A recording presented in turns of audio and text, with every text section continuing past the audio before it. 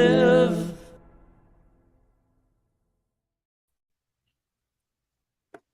Woo! All right. What's going on, everyone? Welcome to wook+live on the wook+ YouTube channel. I am the great Wendt alongside T, and we decided to class the place up while Wook was in Disney World and have Benz and Amanda, your PhDJ, join us. We had a couple big announcements this week, which we're going to jump into in a minute. We're looking to talk concert films, plus a little game my youngest is dubbed Stupid. Oh, and make sure you hit the like button. How is everyone tonight? Good. Is the game actually called Stupid? It is called A Touch of Gray Matter. Okay. She just dubbed it Stupid. You can add your own adjectives maybe after we play. Well, yeah, right, exactly. That's what Did she play it with you and then she called it Stupid? No, I explained her the concept of it. She was like, "What are you doing?" But she also said the Phish Festival was more like a Phish-a-thon, that it wasn't a festival because it was just Phish. I know. I was thinking that the other day too, and we were talking festivals and stuff, and it is a little. I mean, I get it because it's that's Phish's thing, whatever. But it's not really a festival because you go to festivals to see multiple bands play over multiple days and get familiar with new music or different music or see different bands. And a Phish festival is just Phish. So. Right. Like it's, I don't know. I think it's more of just like Phish run, Phish shows, Phish residency, Phish. Well, you whatever. I guess the camping is what differentiates it ultimately. I guess, but there's no other band, so it's kind of a lie. I never thought of that before. So T, a band they could have come play. You're hitting the road tomorrow to go see. I am, and a band that did just do a little festival the last time they played and had multiple bands there and play. And actually, funny story, when I was on the road driving to Dick's, we spent the night in Flagstaff and then spent 2 days with Benz in Santa Fe. But our stay over in Flagstaff, the place we stayed, this little roadside, it was a really cool hotel. But on their little flyer thing, they had Color Green playing over Labor Day weekend at the hotel, like at this little festival they were doing. And I was like, hey, my wife Alex was like, isn't this the band we saw at Choice Fest? And I was like, that was the band with Color Green. They were like the second best band we saw there. They were awesome. They were great. So yeah, really kind of a weird. Who was the best band? Taper's Choice. Oh, right. Well, and then actually, I mean, not to like rank anything, but that all instrumental orchestra was pretty sick too. Like really they were ridiculous. Yeah. But anyway, it was really funny speaking of going to festivals, you find new bands and then all of a sudden you hit the road and see another one. You're like, hey, these guys are worth seeing. But yes, a young band, the festival is the way to go. Totally. Yeah, I agree. It's how you and as an audience member, it's how you kind of just laying around the afternoon checking out new music. It's kind of fun. It's kind of a cool thing to do. So I digress. I am quietly excited about this Phish festival. So let's kick it off with you, Benz. We've been seeing this rumor for a while. Were you surprised that it actually came to fruition? Well, so I don't really play with Phish rumors. I don't like to dabble in it. I don't like to be told about them. I don't like this whole speculation around it. But I was tipped off at Dick's, though. So not like that far in advance. Not like I've been having to hear about it for weeks and months on end. And I kind of felt the same way I do about like all Phish rumors of like, yeah, maybe, like we'll see. But I've never been to a Phish festival. I think this is very exciting. I'm very glad it came true, and I'm also glad they gave us almost a year's notice. Like, because I don't really. I haven't done a festival since 2009, so like I need to probably spend that year getting like emotionally and equipmentally prepared for it. I live an hour from where this festival is, so we can stage here and just roll in and take over. I like that they did announce it ahead of everything else, though, like New Year's, any other winter dates that might be coming, any spring, anything, the Sphere Day, anything. They were just like, hey, by the way, a year from now, plan. Take that, Goose. Meanwhile, Goose fans are scrambling right now. Well, I mean, it was October. I guess it was October and May. But I mean, so this is even longer than the Dead & Company tour from last year. Mm-hmm. They did in October, I think. Yeah. It's crazy. it's an early announcement for sure. So mature, so evolved. So what do we are we I guess my thing is the expectation. They did not have curveball. That failed. Magnaball was good, but before that was the festival before that the Coventry, right? I was looking at this. Yeah. Festival in 2004, right? Yeah. Right, which we decided they missed the 8 ball. Yeah, and calling it 8 ball.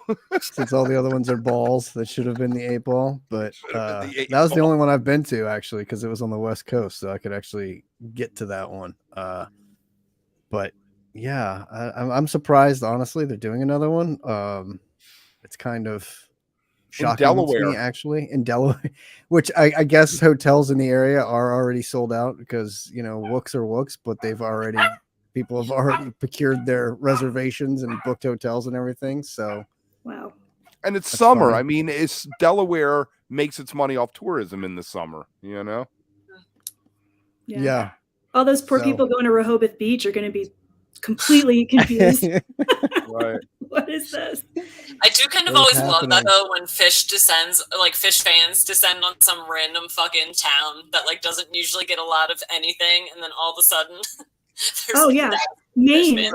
I mean, the coolest thing ever was driving up to Maine, up the Limestone, and you were on Route 1. It's a 2-lane road, 1 lane each way, and everybody was sitting on their porches just watching us all drive by like it was the biggest thing that ever happened. And the second year was still like that too. They were happy. Yeah. People seemed really stoked. They saw dollar signs the second year.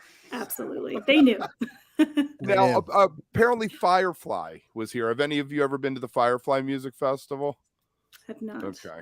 Nope. So it's a casino. It's a racetrack.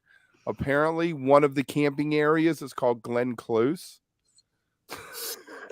I was confused about that. I had to Google that. Like, what is that? Am I missing something already? And it's 4 days. They're making it the 15th to the 18th. Every other one has been 3, right? Or even 2. Wasn't Festival 8 2? Just a Saturday, Sunday? And they did the acoustic set early? 3, I thought, but I don't remember. 3. But I know they did. Yeah, I think it was Friday, Saturday, Sunday. And then one day had the acoustic set early, which I did not make it to, with donuts and everything.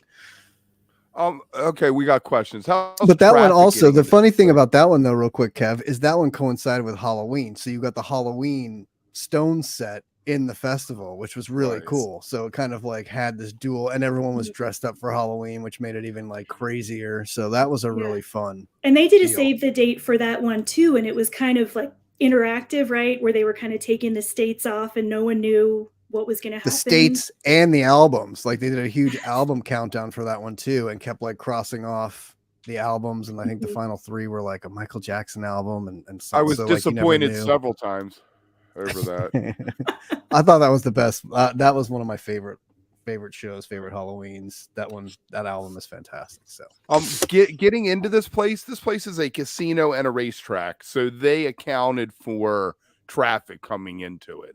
So yeah, I don't think it's going to be like driving up the Main where it was one road. And that's true, because they're used to getting 50,000 something people for Firefly, right? So yeah, you would think they'll be good to go. So everybody gets in, right? I mean, this has got to hold enough that everybody can buy a ticket who wants, right? Let's see. You muted yourself, T. Sorry if Piper was barking. I would assume, I don't know what the capacity is going to be for that, but I mean, it holds 50,000 for a race. So with the field too, I mean, what does do we know like what numbers Firefly does? No, around 50,000. I looked that up. Okay. Yeah, it's right around 50,000. I was curious. I didn't know how big that was. So, decent. So do we do Dick's also? After. I mean, I am, but don't have to do all Phish shows. No, but do they have it with a 4-day festival 2 weeks before it? It's a good question. I think they will. I don't see why they wouldn't. I don't see why they wouldn't either. It doesn't seem like it's a festival all or nothing type situation. I think it'll depend on what tour is around that. But I think with the rumors of the Sphere in April and a possible, I guess, obvious West Coast dates maybe around that, ending at the Sphere for that, and then taking a slow, like again, a few shows in the summer somewhere, and then the festival, and then Dick's probably, I would assume. I don't know, but let's hope. I don't know if Dick's stays my 4 nights thought too, was- because then that's 8 nights of Phish, right? 4-night runs, which is kind of odd. And plus the Sphere, they've already said they're doing whatever that run was, 4 to 8 shows or whatever that's going to be. So it seems like they're kind of starting to integrate into longer runs in places, kind of like MSG The this widespread year. So, model. yep. And then Mexico. They have Mexico. Yeah. Thrown in there. February, so. yeah.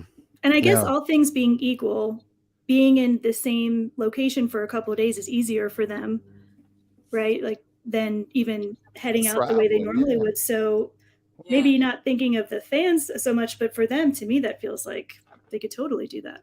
Right. And even kind of thinking of the fans, though, it's kind of convenient, right? Like you get to go to one place and stay and go see them. So you can rent a house, you can do your, like whatever, like as Kev said at the beginning, I'm going on Taper's Choice tour here, and like trying to travel with like all the gear to film and all my clothes, and then getting a car, and then traveling. And granted, it's the East Coast, so it's easier, I guess, kind of get around, but it's a pain in the ass, man. Like tour is a fucking pain in the ass, especially not that festivals are easier by any means either as you get older, but it's like, touring is kind of, I don't know, it's a rough way to go see a band, to keep doing it. So I kind of like the model of like, we'll play in one place, you come here and see us. Well, my thought with the whole Dick's thing, everyone said to me, oh, they did Magnaball, they did this, and they still did Dick's, but they were under contract for a 10-year thing with Dick's. I've heard that they are doing Dick's each year by year now. That's why it expanded to 4 days. If you're going to go year by year, you have to play 4 instead of 3, over the 10 years. So I don't feel like they're tied to doing it if they don't want to. No, but a lot like the MSG people, the same thing leaving Dick's this year, were kind of like, see you next year. And they're like, of course. So, I mean, you kind of just expect it. Not that they would know anyway, but it's just kind of one of those things where I can't imagine.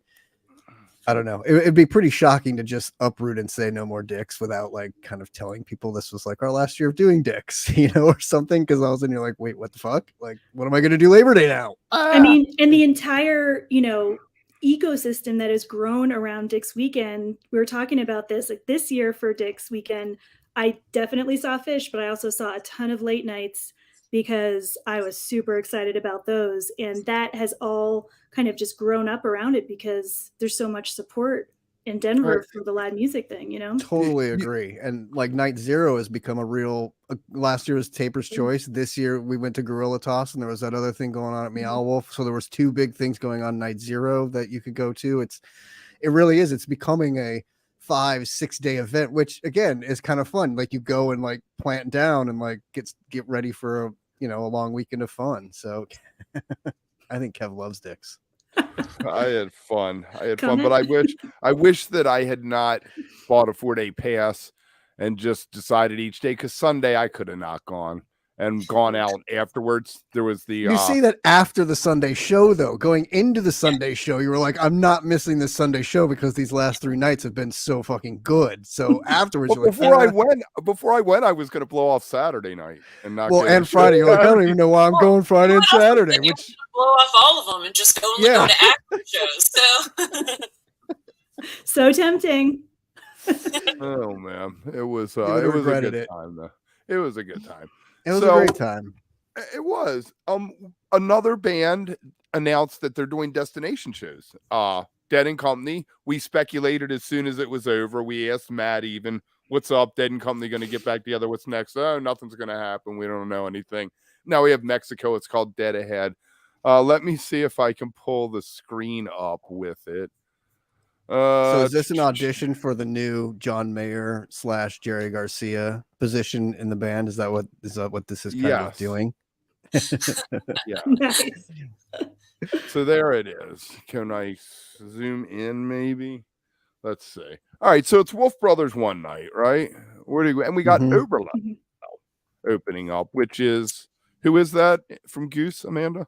Orebelo, that's Peter Richk and who's the third person in there?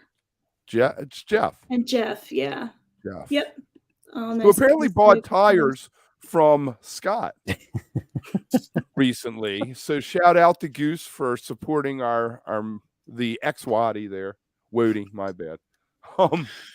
Selling tires. So the first night, we got Bob Weir. Yeah, great tire. Best tires you can buy in Connecticut. Go see Scott. Check him out. Sierra Hall, I do not know much about her. Anybody got anything on her? I've heard the name, but I don't know much either. She's probably bigger in the like the jamgrass, bluegrass thing, which I noticed also some of the like the players that they've got listed as, you know, additional guests are also in line with that. Like Brittany Spencer, Jamie Wyatt kind of come from that Americana country thing, right? Which is kind of interesting. Maggie too, Rose, Margot Price, who we'll get to in a minute, I guess fall into that too. Yeah. All right. Oh yeah, we forgot. There's late shows. My fault. Mickey Hart's doing a late show, which will be interesting. I don't know. Is that like one big drum circle type thing? Is that probably what that is? Very cool. Well, remember Planet Drum? He had like 6 drummers with him. Yeah. You know, and a bass player. That would be kind of fun, like a late night drum on the beach. I think that would be pretty cool to check out. Fantastic. So then O'Teal doing Jerry Garcia band. I guess it's Bobby's night off. That's a hell of a lineup he's got there too. I gotta say, like that should be kind of fun. I hope that'll be a good thing. Like that'll be a lot of fun. I hope that's as good as it sounds, because he's got some good people in there. Dwayne Betts, who is actually on tour with Jason Crosby and Dwayne Betts and Johnny Kimmock, I believe, are all on tour now with O'Teal and Friends in Melbourne.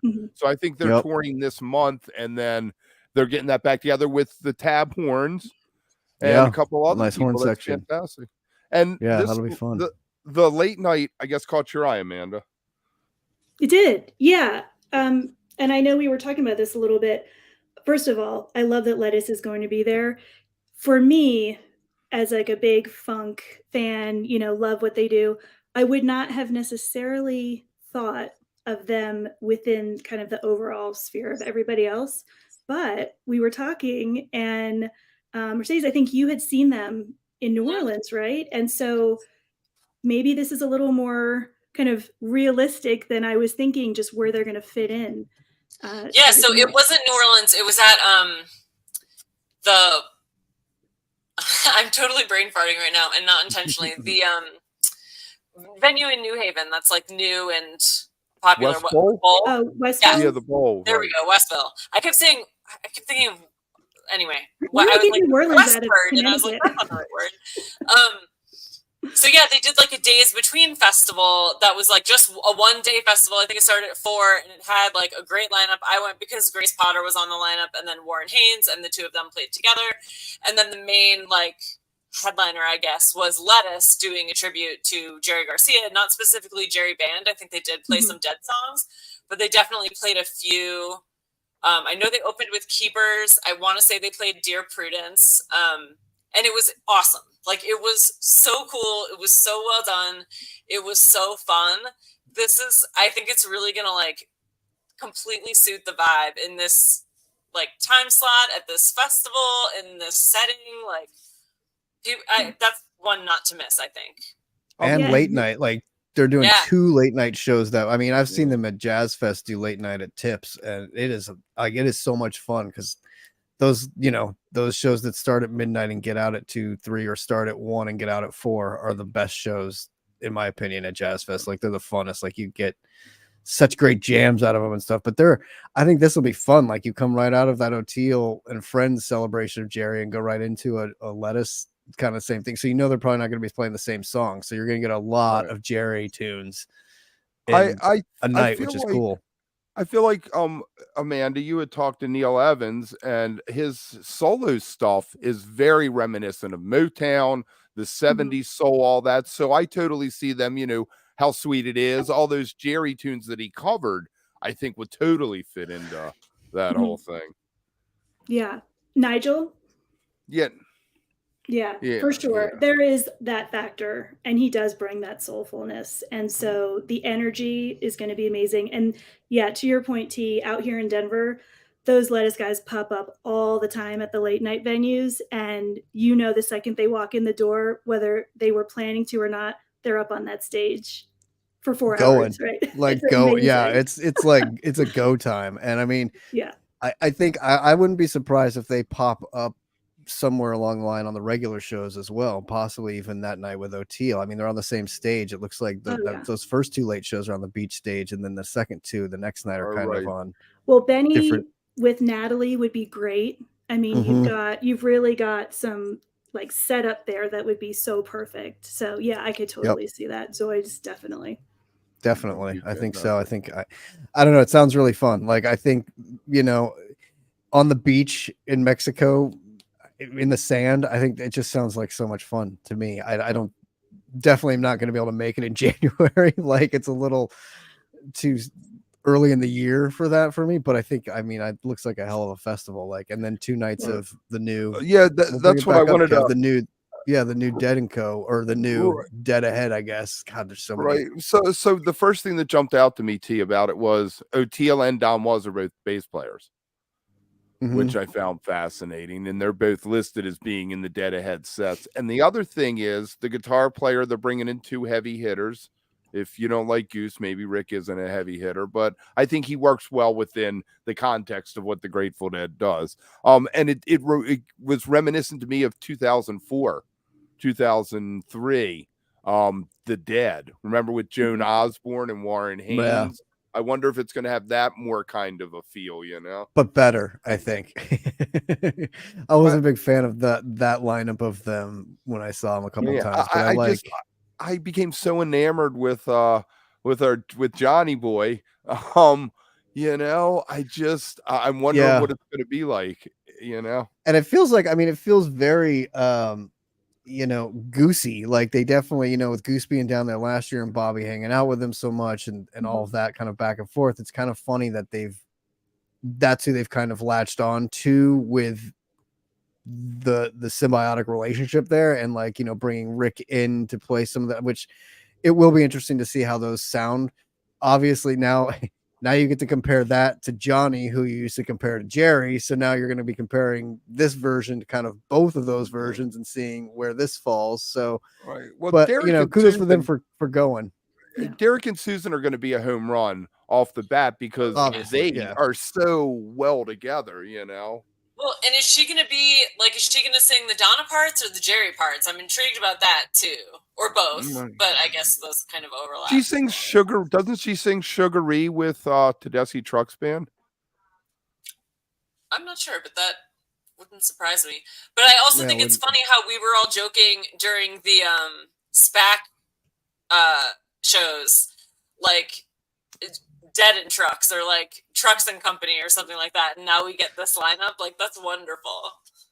Yep. And I think he will definitely add a certain element to it for sure. Yeah. And, like, especially in some of those jams, which, you know, as we saw with Bobby, sometimes with John not letting it too far out there, I wonder how he will be with him and how far he'll let him take some of those songs. But I think it'll be cool. It'll be really fun. And who knows, maybe some of them show up late night with Lettuce too and jam those, you know, and get to jam that out with them, because Lettuce likes to get there, right? Like, they like to go. So maybe that's an opportunity for some of those guys to come in and rip it up and shred with Lettuce late night, which would be awesome. So, and that's what those festivals are all built for, you know. But I'm sitting here and I'm thinking, okay, so we've got this.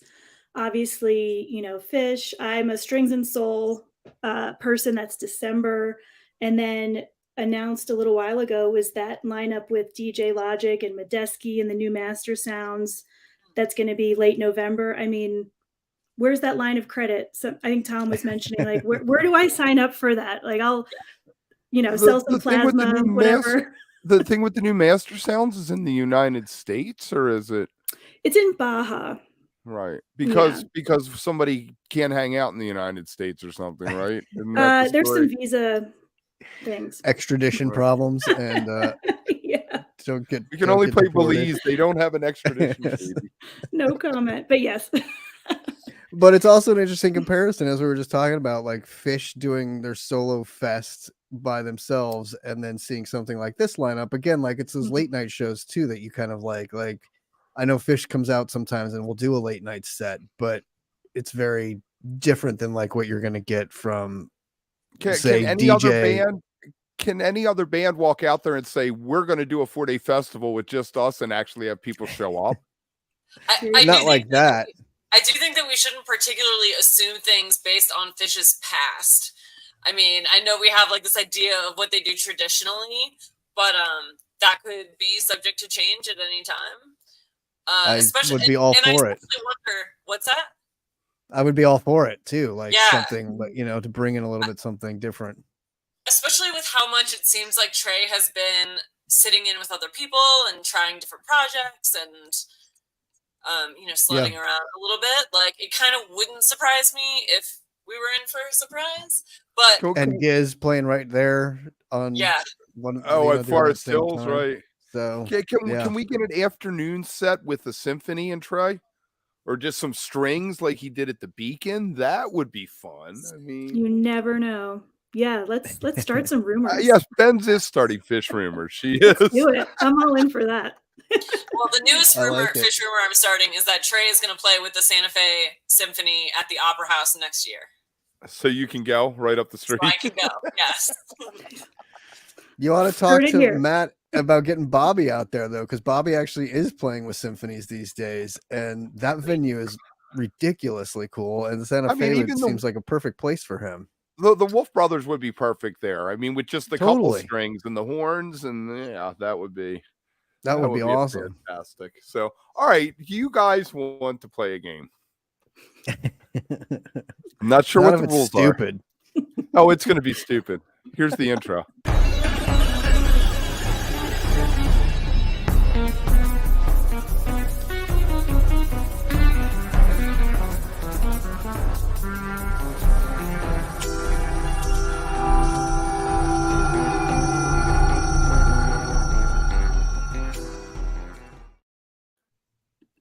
That was a very long intro of like one thing. It didn't.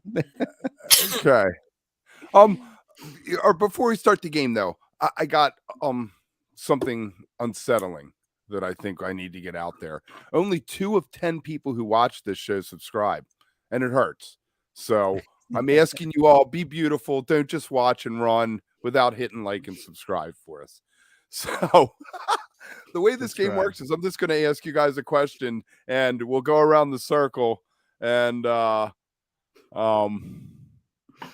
you each give a name. You each give an answer to it, basically, is what it is. And then the chat's going to tell us what the best answer is.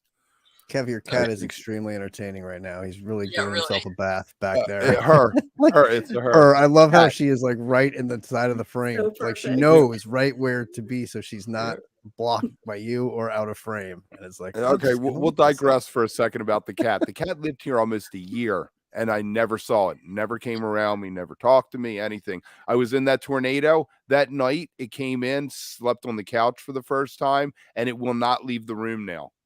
It like just hangs out with me all the time. It's weird. I'm like, for a while I thought I was dead, and I was having like a Bruce Willis thing, Oh God. So, all right. Question number 1: if the Grateful Dead were to create their own ice cream flavor, what do you think it would be called, and what ingredients would it have? Whoever wants to jump in first, or I'll call on one of you. We would call it Scarlet Fire, and it would like be something fruity, like melon, maybe, I don't know, but then with like a little kick of like habanero, something spicy. I like that. Maybe like a chili lime flavor. Solid. Yeah. How about a touch of Earl Grey? Earl Grey is kind of making its way. It's kind of like the new thing to put in baked goods. I've noticed the essence. And I've actually had like Earl Grey ice cream flavor before, so that would be really good. That would be a good one. Maybe some like shortbread cookie pieces in there. I love ice cream so much. So like I'm into this question, Kev. Yeah. I know I have like more answers the longer I'm keep going. Keep going. Let's hear what you got. This is why we're doing this. Ben and Jerry should be taking notes. Street, and it would be like something that's just like, thrown in the kitchen sink. It'd be like kind of everything you would put in ice cream just in one. Okay. Yes, but Scott, that's like named after the person. This is like named after songs, so it's not like this is something totally different. I would make a rum based ice cream and call it Wharf Rat. Mm-hmm. Of course you would. Then you feel bad while you're eating it, which is kind of ice cream anyway. So. Wouldn't you make it kind of burgundy wine flavor? Burger, there you go. I was just thinking of a red grenadine flavor with chocolate chips for brown eyes. There you go. Candyman seems an obvious option here. You could with kind of go in a the million little directions. crunchy, right? Little crunchy peppermint things, maybe, or something. Yeah, or doing like candy canes in there for like a Christmas type, like the minty flavor of them. Yeah. I like that. I'm going to be thinking about this for days. Yeah, really. I'm going to be coming up with them all week. Yeah. Write them all down. Pitch them to some ice cream I'm just places. going to tweet the name of an ice cream flavor. No, you'll know what I'm talking about. All right, so this might be similar, but the second part of it's the important thing. What about a breakfast cereal? But what would be the prize inside the box? Okay, so you do KCOs, and the prize would obviously be a train and a little baggie of cocaine. Or a train whistle, one of those little like train whistles inside it. What if it were like a little pouch of like powdered sugar? Yes. That you can like dust over the top. That's legal, so we'll have to go with that. I just think that's awesome. What a visual, Yeah, Here, totally. kiddos. I love that. Get your white sugary sweetness out of the cereal and dump it on there. Ooh, you could do like a real healthy one and do like a China Cat sunflower seed granola thing. Yeah, I like that. I don't know about the prize. I haven't gotten there yet, but Put in chia seeds too. Chia seeds, sunflower seeds, granola. all the good things that you're Those supposed kind to of cereals don't have prizes, though. Usually, The prize is your health, is feeling good about what you ate. there's a website you can go to sign a petition to save the lemurs or something on the back. All right. In an alternate universe where the Grateful Dead are all animals in a zoo, which animal would each band member be? Okay, Jerry's a bear. Just right off the bat. I think Phil is a giraffe. I love it. Mickey's like a cheetah or like a puma, something like that. Puma, yeah. I Yeah. can see that. Bobby's like a meerkat. I'm trying to think what we like have.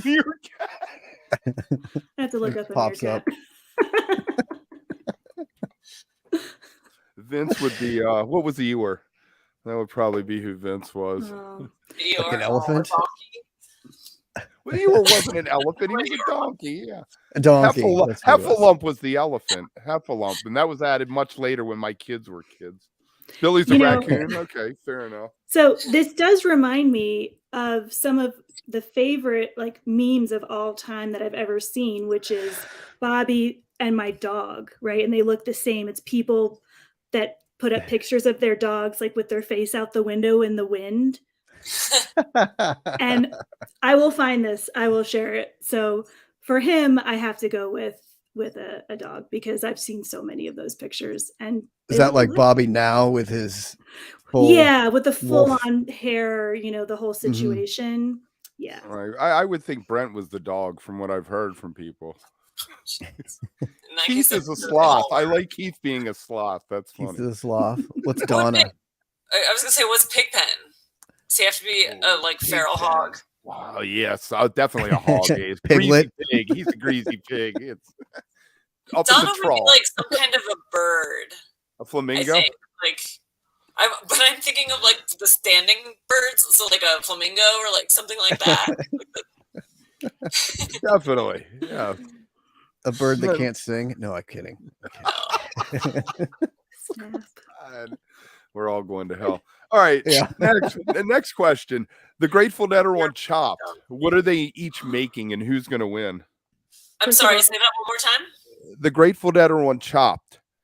What are they making, and who's going to win? Is that a TV show? I love that show. Cooking. It's a cooking show. Oh yeah, I don't watch cooking shows. I think they're mean. Okay. This is a good one. What would they be making? You mean what would the mystery ingredients be? Or No. What would they cook? Just a dish that be? they would cook. Yeah. Pig is a wildebeest. Yes.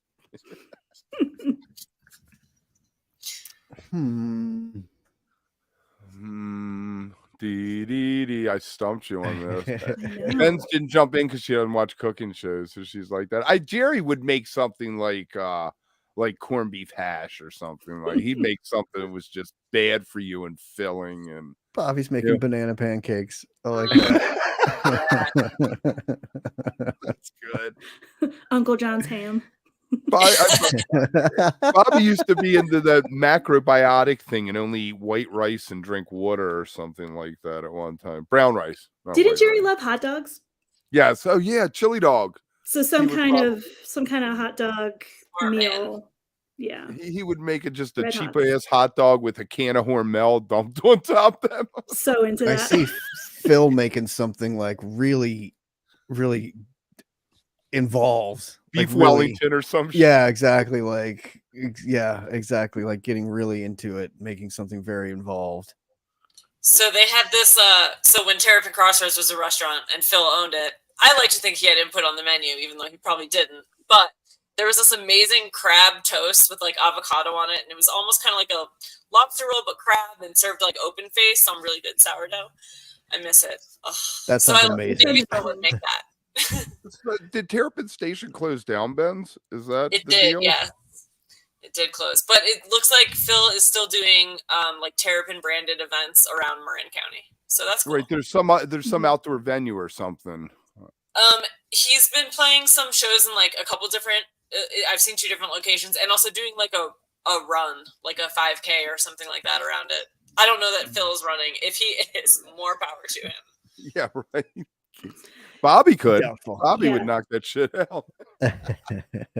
So I got one more for this whole shop thing, and I don't know who I could put this toward, but I feel like I remember at some point, way kind of early on in Dead history, somebody had brought a cake, like a birthday cake, to a show that had hundreds of hits of acid in it.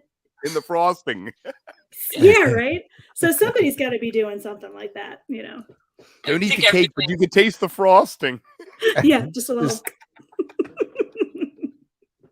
Apparently Pig ate some and Pig didn't do that shit. And I think Pig ate some of it that night and then ended up having to go on stage. And he did not have a good time at it. Yeah. Unlike O'Teal, right? See, O'Teal would be all down for licking that frosting and going on stage and playing. Can I digress for a second on this topic? So out here in Denver in the last couple of weeks, the late night venue New Conscious had a comedy show, and it was a dosed comedy show. So the comedians, before they went on stage, all took some acid, some psychedelics, and then they went on and performed, and it was awesome. Did they advertise this as being? Sure did. They absolutely advertised it that way. Yeah. I've seen like high ones before, like the comedians take an edible before and then go on, but I have not seen that. I would feel uncomfortable, I think. I know. I was very curious. I'm like, this could go any which way. Yeah. It was great. It was some special tea they had backstage for everybody. There you go. Did they all go? Get to be on the same level? I mean, everybody reacts so differently, right? So some is really obvious, and in a good way. I mean, everybody handled themselves. I think that was probably part of the pre-show conversation. Like, this isn't your first time. Yeah. Well, that and like, how did they time it out to? Yeah, if you go on last, you could be out there. Right, exactly. That's what I mean. A little happy. Yeah, right. 20 minutes. Okay, your turn. Go get go get some. Like, you need to go now. Take it now. So then, when your set's ready, you're at this point. Or like, you know, you all couldn't take it at once and then be like, all right, I'm the last one to go on. Sitting back there for an hour and a half. we like gone. We don't know where he went. He's gone. In '92, we had rented a bus to go see the Dead at RFK, and somebody passed around this jug of orange juice that had 10 strips floating in it, right? And you know, this one guy had taken it and started freaking out in traffic that he needed to get off the bus, and we're all laughing at him, and they passed this around, and I did not partake. I was like watching this. By the time we got there, nobody could move. I mean, they were flipped out. The whole bus was, and we had all this food like shrimp, and I'm like just eating the shrimp, and they're all like, dude, what the fuck are you doing? Timing is rough, man. Like, you got to time that shit properly to be in the right. Like, I mean, And speaking of that Sunday show at Phish at Dick's, like so many people popped in line, and we were in like so many people left line. They were like, "Dude, I'm out of here. Like it's hitting. I can't sit in here." I'm like, we were, way up. It can be a little hectic. Like you could definitely not be in the right place at the wrong time, and like fucking being on a bus would definitely stuck in traffic would probably be one of the worst places you could possibly be. Do you guys ever remember them stopping shows because of lightning back in olden times? I feel like I saw the Dead plenty of times in storms and it was lightning and everything else and the band just kept playing. I mean, I do remember a few times at Red Rocks being stopped for storms and lightning, and then worrying that they weren't going to, like a band wasn't going to come back on or whatever, but then it ended up like it blows through so quickly up there anyway that it didn't. I mean, that one at Sunday was crazy because that storm just kind of blew in and just sat above it, like sat right there, like didn't move. It just sat there, lightning and constant lightning. You're like, what the fuck, man? Like, why won't this thing go away? Yeah. I mean, it was nice. It wasn't raining, which was good, but it just kind of like blew in and sat there and would not move for hours. That sucked. Like that I have not really ever been a part of, especially in Colorado, because usually those storms come in and go out so quickly. It's like in and out, kind of like that first one did on Sunday. But yeah, no. And usually I always remember on the tickets for Red Rocks, it always said, if rain out, McNichols Arena. But we never dealt with that. We never actually had to see a show. Phish in 93, that was the rumor in the parking lot. Yeah. They almost did that, but that was the closest I think it's ever been. I do. I remember hearing people getting struck by lightning at shows. I do remember hearing those in '89 when Skinner got back together, went to the Capitol Center and saw someone got struck by lightning after the show. But see, I think back then they didn't call the shows, and that's why this happened. And now they have to be a lot more aware of it. And well, it's interesting. Like there's a bunch of us that still talk about a festival from 2000. It's called Burke Fest up in Massachusetts. The weather was so horrendous, and this is different. It is a festival. I mean, it's a lot harder to maybe cancel. People are already there. But I mean, people were literally getting washed away from the rain, and it was nuts, right? And there was a ton of lightning, and we still talk about like, hey, we made it through that. And I just don't remember anyone even considering the fact that something would have changed, but I can't remember anything. What about Burning Man this year? They're in like a dry lake bed and it flooded or whatever, and but apparently it really wasn't all as bad as they made out. Yeah, I mean, so many people that have kind of shared afterward were like, we had the most amazing time, and like, yeah, stuff happened, but it's Burning Man, like shit's gonna happen, I feel like those are those festivals in England all the time. Like you pretty much go knowing you're gonna get rained on, right? Glastonbury or something. Yeah, and I mean, rain is one thing. I can handle rain. That you get, but lightning, I am pretty terrified of lightning. Like that Dick show last year when we got hit with it, I was one of those people that ran to the car. I was like, I can't. Like that was intense. I'm freaked out. Yeah, and that lightning storm was intense. Like I got to the car and that was like, I mean, that was scary. I was like texting Alex. I was like, I'm sitting like everyone's still in there, but now I was like, I'm out of here. Like I can't. Woodstock was a mess. I was gonna bring up. Well, and then the second one too, or the third one, or whatever the hell that other one was that went nuts. 99? Yeah, that one. 99 that got crazy. Yeah. Clusterfuck. And had that. Yeah, that was just wrong. That movie pissed me off. So speaking of movies, let's get into concert films. Hey, because good segue. Look at that segue. Woo! Stop Making Sense came out in IMAX, and there's actually a picture of the four of them together in baby steps. Tina looks like she's going to whoop somebody's ass, but David looked happy. If you listen to the question and answer, it's a little awkward, but it's been how many years? I think part of that too is Spike Lee's not a great moderator either. Like it was kind of awkward the whole way around. You were kind of like, this whole thing is kind of weird. Like they couldn't get somebody better to like help, not mend the fences, but be sort of a facilitate there, Yeah, exactly. And good dialogue. And get everybody on the same, like feeling good beforehand, and like whatever that. It just kind of felt odd. Give them some awkward. Of that tea. I was gonna say they needed a little push, something a little relax happy everybody. Juice. Yeah. Totally. So Stop Making Sense is probably you can, yell at me, chat. Probably the greatest concert film ever made. But I was going to ask you guys, what are some other ones that are notable to you? And you can even go the way of like a Rock and Roll High School that isn't necessarily a concert film. It's more like that. But I'll throw out my first favorite concert film, 1978's AC/DC Let There Be Rock. It is just so powerful to watch that band so young with Bon Scott singing. It's just sex, drugs, and rock and roll, But whoever wants to take it, grab one. I mean, thinking Don't of say the Phish movie. Do not say Bittersweet Motel. Do not say Bittersweet Motel. No, that one was back to the drawing board. That one was a little painful to get through. I thought Last Waltz was good, but I've seen it so many times at this point. But I think what it was at the time, especially with Scorsese, was interesting and really well done. I don't know if you've seen the one he did with the Stones, The Shine a Light. That one was not great either. I don't want to say terrible, but like I was not happy with that one. It was like the Bill Clinton benefit or something that he filmed, and the whole thing, like, I don't know, it was weird. Their 81 concert film at Hampton that they did, Still Life or whatever it is fantastic. They should like Gimme Shelter. Like they have some great ones out there. That's why I was like really excited to see that one when it came out, and I was really kind of disappointed. You want to watch Hell's Angels kill someone? Just throw and give me go into that. Go into that.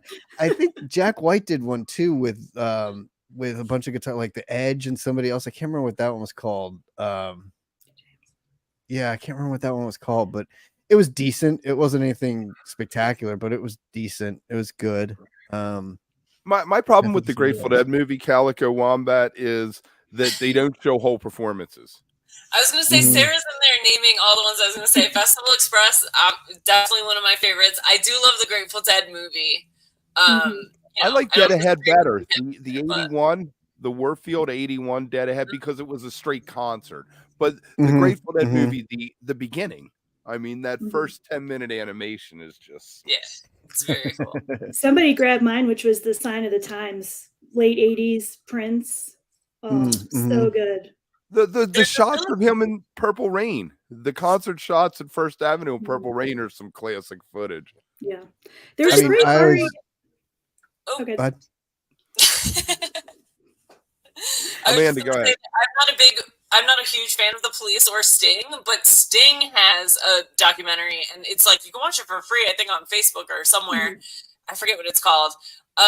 But it was him, I think, working on his first solo album, like the rehearsals for that first tour, and it is so good to watch. They like had their rehearsals in some museum in France, and so like that's where it's filmed, but then tourist groups are still getting walked through it sometimes when they're rehearsing. So it's very cool. That's cool. I didn't say I don't like Sting or the Police. I said I'm not the biggest fan of. Live at Pompeii is great. That's a good one. Spinal Tap, of course, right? Like, yeah, one of the best. One of my favorites is actually Rattle and Hum. Rock too. Like, the what? I said if Spinal Tap counts, then School of Rock should as well. And same with Flight of the Conchords and Tenacious D. Flight of the Conchords, the Bowie episode, fantastic. Amazing. Fantastic. Oh, Bowie so in good. space. Still always sing that one. I love that. You said Rattle and Hum. I find that interesting. I love U2. I'm a huge U2 fan. Like I've always loved U2, especially growing up. I don't know. I always loved them. And Rattle and Hum was one of the first ones I saw right around the same time that I actually saw the Talking Heads ones. So like I kind of had those two as sort of these baselines of like, wow, this is like my two favorite things, film and music. Like, yes. Exactly. Yeah. I like the really stripped down ones. Like Isle of Wight is awesome. The Who. That's one of my all-time favorites. That one, for some reason, I could just watch whenever. It's just they were such at that peak, at that point. Awesome stuff. That's true. That is true. Yeah. No, New Year's '87. That is a great video there, but I don't think we can count it as a concert film because it was a pay-per-view, wasn't it, Eric? Sphere. That's going to be love that one. Everybody sign up for that. The upcoming Taper's Choice documentary we're going to try and film on the road in the next couple of weeks. There you go. Jane's Addiction gift. Oh yeah, I tell you what, if you like Jane's Addiction, check out Gorilla Toss. They have some definitely some shades of that in there. Yep. It's good definitely. stuff. Now, have any of you seen the one that Questlove did? The Soul Oh thing? no, the Summer of Soul or whatever it was Yeah. called. No, I did not not. I yet. have not. It's on my list. Yeah, I have not It's seen that one yet. fantastic. I mean, it's only like 1 or 2 songs from each band, but it's just, I mean, the way they restored it, it looks really good and it sounds really good, which is amazing for back then because, you know, the Yeah. technology, especially like nobody thought, like Bruce Springsteen didn't record in the 70s. All this, I mean, he was like him or not, he was one of the greatest rock and roll bands in the world at that moment. Yeah. Yeah. You know, and it's just And not to see any of it is kind of crazy, you know, Mhm. like yeah. Like, there's There's the No gotta be Nukes thing. There's the No Nukes film that was his set from the No Nukes benefit at Madison Square Garden in '79, which is cool. I mean, speaking of the garden, like the song Remains the Same is one of those that Dude, I I mean, I can't remember I can't seeing. make it through that. I'm sorry. I can't sit Yeah. through the drum solo. I can't sit through the sidelong dazed and confused. I'm like, dude, stop already. That's not, you know. We got pretty Yeah. far until we got to a bagpipe take tonight. We did get pretty 2.5 far. minutes. Look 2 at minutes that. in, There you and that's go. the first one that's egregious. When I saw The Firm in the late 80s and did the whole thing. He had the green triangle come down around him. He broke the bow out and, you know, did the whole shtick, which was cool. But the Firm were great doing Firm songs. Then they tried to latch on to, hey, I was in Bad Company. Hey, I was in Led Zeppelin. I don't know. What about The Kids Are All Right, Kev? You're a big Who fan. Yeah, I don't know. I'd take or leave it. I'm Yeah, Tommy Quadrophenia. You know, it's a great no, one. The Jazz Quadrophenia. Fest doc, the New The Orleans what? story that came out in 2020, I think. Jazz Fest, the New Orleans story. Oh yeah, Excellent. It really it's kind of about just New Orleans itself, and then Jazz Fest is such a part of the culture. I thought they did a really good job with that one. I can't Yeah, believe like we haven't mentioned Get Back yet. I mean, that is newer. I think it's still a little too fresh, and it is 6 hours. oh my But- God. yeah. It's 6 many hours parts. that I'm 6 hours I'm glad I spent. It's just it was mind-boggling to me to peek into the brain, you know, of the Beatles. To watch them write a song, like to watch it come together, that was just like And then incredible. George get Amazing. all pissed. George is like, fucking him out of here. Yep.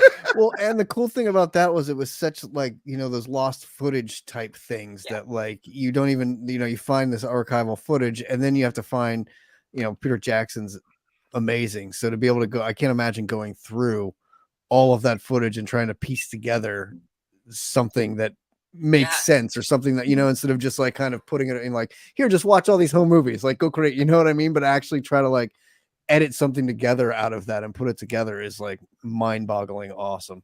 And it was very honest too, because it had some awkward moments. I mean, I feel like it was a very, to me, a very realistic feeling. Kind of like Bittersweet Motel with the awkward moments. Which though, I think though, to that point, Amanda, is because so much time went by. I don't think if it had come out when they had shot that stuff, let's say, and like put that documentary together at that time, they would not want that kind of stuff to come out or to show that kind of thing. But now, so, you know, it being like half of them being dead and like the other one's not really, you know what I mean? So it's a different time. So I think you get a different story out of it, which I think is really cool. And like, I would send a shout out to the Cure in Orange from Jay Cynical there, and also the Depeche Mode 101 from that huge tour they did. That's a fantastic, lots of backstage, and they're very young and goofy. It's so weird to watch them. Like you look at Depeche Mode now, you're like, they're like 900, the two of them together. And you know, speaking of, did anyone watch that? The one most recently, well, it's not that, it's a couple years now, but the Meet Me in the Bathroom about like the and LCD sound system. I highly recommend checking that one out. That is a really good modern doc look at like kind of that sound of like those bands coming up in New York at that time, and it's really good. I highly recommend checking that out. Cool. I was never into that, and it opened up some doors to me that I didn't put some things together in my head that I had never put together. It was definitely it was really interesting listening to some of those bands talk about the scene at that time and listening to, you know, her talk about being the lead singer of the Yeah Yeah Yeahs, and sort of that being a woman on stage and kind of dealing with it was really good. I recommend watching it. It was really cool, and like listening to the LCD guys talk about kind of where they were at, and like it was good. It was really interesting. And again, you don't really think of like the origin stories or like what these bands went through to get big, or like where they were at playing in these small clubs and these small bars, and kind of that whole swell of that music at the time. And then all of a sudden you're seeing them at Coachella or some shit, and you're like, oh, this is all like, whoa, where'd these guys come from? And like to hear this whole background story too is really cool. It's a minimum of 5 years to be an overnight success. Scott, did they release Clifford Ball as a movie that people can watch anywhere, not on this platform? That's just somebody's. Can I buy a DVD of Clifford Ball? Is my question. Yeah, I think when it comes to Phish, I really liked the like DVD that they put out. Better than Bittersweet Mattel. That was more straightforward concert footage with like bits from them in between. Well, I liked the Trey one that came out not too long, like Between Me and My Mind or whatever that was called. Right. That was excellent. Just because I really it was so depressing. It was a little depressing, but the scene that always Emotional. sticks with me, and still like I always think about this today, is seeing him walk off the stage after playing, go get on his bus like by himself, grab his guitar, and just sit in the back like noodling his guitar, while then they cut to the people in the bar and the audience that he just played at, and those people are like, oh my god, can you believe, like blah blah blah, and sitting there drinking and like talking and whatever. And the guy that did it all is, you know, practicing his craft alone in a bus driving away, while the fans are left like talking about it and dissecting it and having a great time, having another beer. It just sticks with me so much, because you think of getting off stage and wanting to like rage, right? Like you got off stage, you have all that adrenaline, and you should be the one that's like, oh, let's get on the bus and party, or let me hang out with the crowd and whatever. But no, he's like, I gotta go just noodle with my guitar. And that's what Bittersweet Motel was. Yeah, right. 25, 30 years ago, whatever. Matt Bush said that every musician at that caliber, like Warren, Trey, Bobby, do not have their guitar with them. They're always with the guitar. So that's probably what makes you that good, you know? Yeah.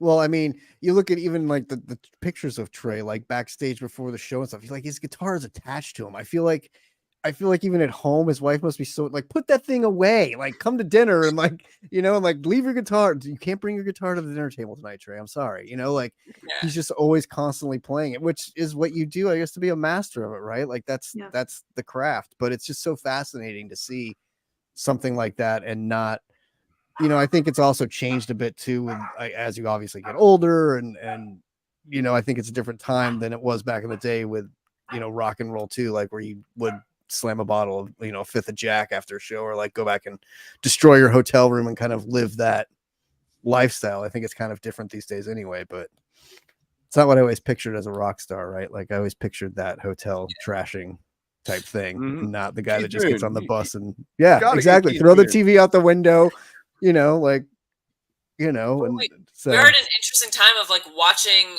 rock stars age, right? Because like rock and roll is still new within some people's lifetimes, who, you know, still exist. Some of the inventors are still here, or not inventors, but people who made it popular and pioneered in it.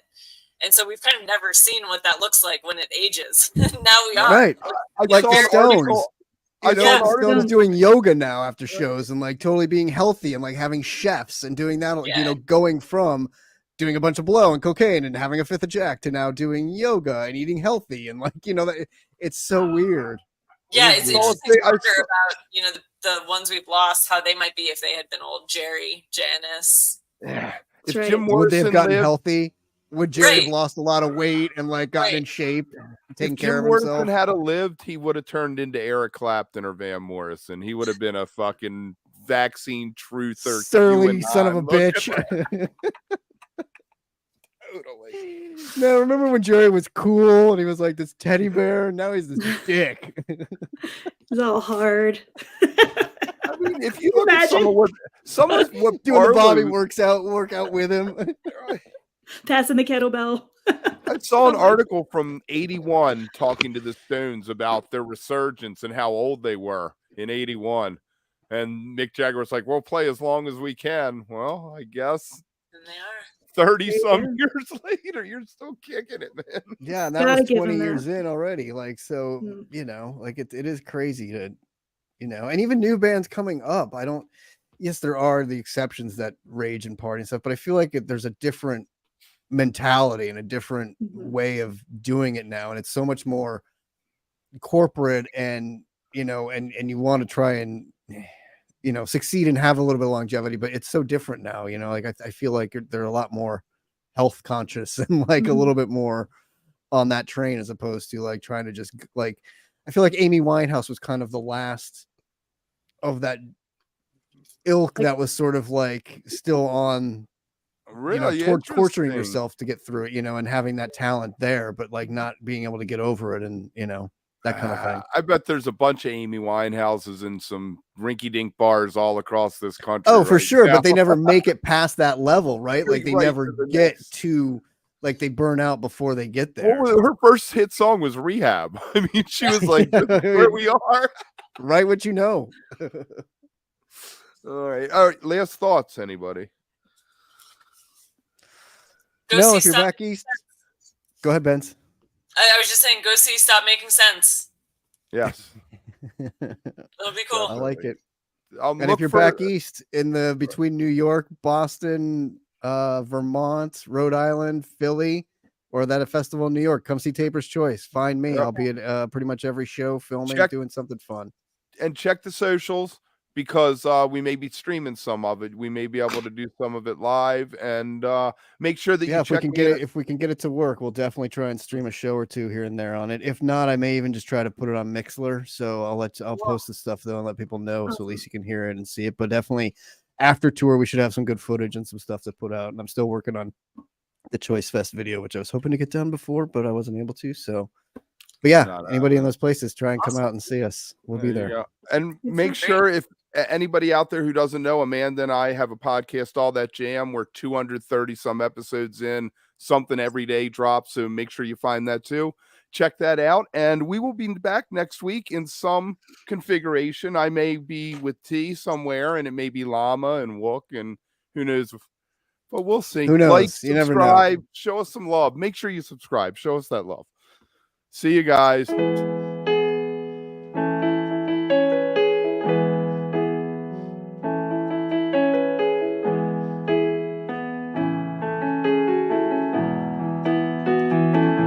Nice work getting the credits done tonight. I'm impressed.